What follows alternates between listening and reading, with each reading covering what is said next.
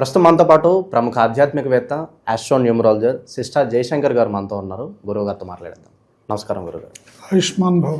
గురుగారు, న్యూమరాలజీ ప్రకారం కమ్యూనికేషన్ వ్యవస్థ బాగుంటేనే ఒక మనిషి అభివృద్ధిలోకి వస్తాడని చెప్పి మీరు చాలా సందర్భాలు చెప్తారు. సో ఇంపార్టెంట్ కమ్యూనికేషన్ వ్యవస్థ గురించి మాట్లాడితే మన ఫోన్ నెంబర్స్, నిత్య జీవితంలో నెంబర్సే ప్రధాన భాగం. మనకి ఫోన్ నెంబర్ బాగుంటేనే మనీ పరంగా అవ్వచ్చు, హెల్త్ పరంగా అవ్వచ్చు, అన్ని విధాలా కలిసి వస్తుందని అంటూ ఉంటారు.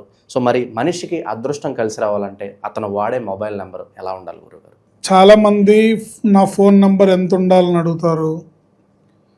ఇంకా కొంతమందికి చాలామందికి కార్ నెంబర్లు, నా లక్కీ నెంబర్ ఇది, ఏ నెంబర్ పెట్టుకుంటే బాగుంటుందని అన్ని యాడ్ చేస్తే ఎంత రావాలి గురుగారు అని అడుగుతుంటారు. ఇక్కడ ప్రధానంగా దేని ప్రాముఖ్యత దానికి ఉన్న, ఫోన్ నెంబర్ ప్రాముఖ్యత ఫోన్ నెంబర్కి ఉంది, కార్ల నెంబర్ల ప్రాముఖ్యత కార్ నెంబర్కి ఉంది, ఇంటి నెంబర్ ప్రాముఖ్యత ఇంటికి ఉంది. కానీ అన్నిటికన్నా ఎక్కువగా మీ మీద పనిచేసేది మీ పేరులో ఉండే నెంబరు. ఇది ప్రతి ఒక్కళ్ళు గ్రహించాలి.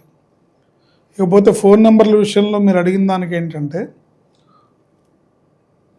మనకి ఏది లక్కీ నెంబర్ అనుకునేది సెకండరీ పార్ట్. ఫోన్ నెంబరు గతంలో ల్యాండ్లైన్ ఫోన్ ఉండేది 8 డిజిట్స్లో ఉండేది.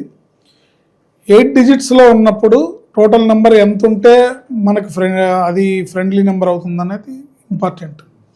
ఉదాహరణకి నీకు ఒకటో నెంబర్ లక్కీ నెంబర్ అనుకో, ల్యాండ్లైన్ ఫోన్ నెంబర్ టోటల్ 1 పెట్టుకుంటే అది యాంటీ అవుతుంది.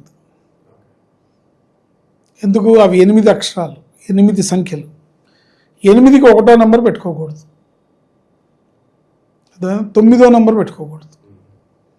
దీనివల్ల వ్యతిరేకమైన ఫలితాలు వస్తాయి. ఇప్పుడు మొబైల్ ఫోన్ నెంబర్ల విషయానికి వస్తే, మొబైల్ ఫోన్ అనేది 10 అంకెల్లో వస్తుంది.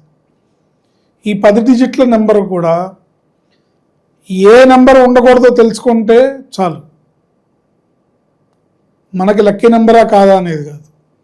ఉదాహరణకి మీకు 6వ నెంబర్ లక్కీ నెంబర్ అనుకోండి, మొబైల్ ఫోన్ టోటల్ 6 పెట్టుకుంటే దానివల్ల అందరితో గొడవలే వస్తాయి.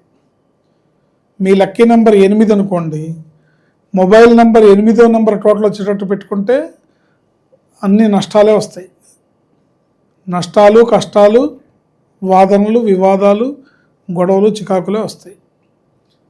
అందుకని మొబైల్ ఫోన్ విషయంలో ఎవరికైనా యూనివర్సల్ నెంబర్ బాగుండాలి. మీకు నమ్మకం ఉంది నెంబర్ మీద, ఈ నెంబర్ని నేను వాడితే నాకు కలిసి వస్తుందని అనుకుంటే ఎవరైనా సరే 5 నెంబర్ టోటల్ వచ్చేటట్టుగా తీసుకోవచ్చు. 5 అనేది యూనివర్సల్ ఫ్రెండ్లీ నెంబర్. ఈ యూనివర్సల్ ఫ్రెండ్లీ నెంబరు మొబైల్ నెంబర్లు 10 డిజిట్స్ కాబట్టి టోటల్ 5 వచ్చేటట్టు వాడుకుంటే మీకు ఎటువంటి కలిసి వచ్చినా రాకపోయినా ప్రమాదం అయితే ఉండదు. మొబైల్ నెంబర్స్లో 6వ నెంబర్ కానీ 8వ నెంబర్ కానీ వచ్చినట్టయితే ఇబ్బందికరమైన పరిస్థితులను ఎదుర్కోవాలి. ఒకవేళ మీ మొబైల్ నెంబర్ 6వ నెంబర్ టోటల్ కానీ 8వ నెంబర్ టోటల్ కానీ ఉంటే మార్చేసుకోండి. మొబైల్ నెంబర్ టోటల్ 1 రావచ్చు, 2 రావచ్చు, 3 రావచ్చు. 3లో 12వ నెంబర్ రాకూడదు, డబల్ డిజిట్లో 12 రాకూడదు. 21 వస్తే మంచిది. అలా టోటల్ 3 అయినప్పటికీ అది మీకు సూటబుల్లా కాదా మమ్మల్ని కన్సల్ట్ చేస్తేనే చెప్పగలుగుతాం. అట్లాగే 3వ నెంబర్ చెప్పుకున్నాం, 4వ నెంబర్ కూడా ఉండొచ్చు. కానీ 13వ నెంబర్ ఉండకూడదు, 22వ నెంబర్ ఉండొచ్చు, 31 ఉండకూడదు, 40వ నెంబర్ ఉండొచ్చు. ఇలా చూసుకోవాలి. డబల్ డిజిట్లో ఉండే నెంబర్స్ వ్యతిరేకమైన ఫలితాలు ఇస్తాయి. వాళ్ళ పేర్లు బట్టి కూడా ఏమన్నా సినారియో చేంజ్ అవుతుంది? వాళ్ళ పేరుని బట్టి కూడా చేంజ్ అవుతుంది. అంటే బై డిఫాల్ట్ అక్కడ ప్రాబ్లం ఉండి మనకు కూడా అది మ్యాచ్ అయిపోతే ఇంకెక్కువ ప్రభావం చూపిస్తుంది. అందుకని ప్రాథమికంగా మనకి మ్యాచ్ అవుతుందా లేదా అనుకునే దానికన్నా 10 డిజిట్లకి టోటల్ 5 వచ్చేటట్టు తీసుకుంటే మీరు సేఫ్ జోన్లో ఉంటారు. 6వ నెంబర్ ఉండకూడదు, 7వ నెంబర్ ఉండొచ్చు, కానీ మళ్ళీ అందులో 16వ నెంబర్ రాకూడదు. 25 రావచ్చు, 34 రావచ్చు, 43 రావచ్చు, 52 రావచ్చు, మళ్ళీ 61 రాకూడదు. ఇలా రాకూడనటువంటివి నెంబర్స్ ఉంటాయి.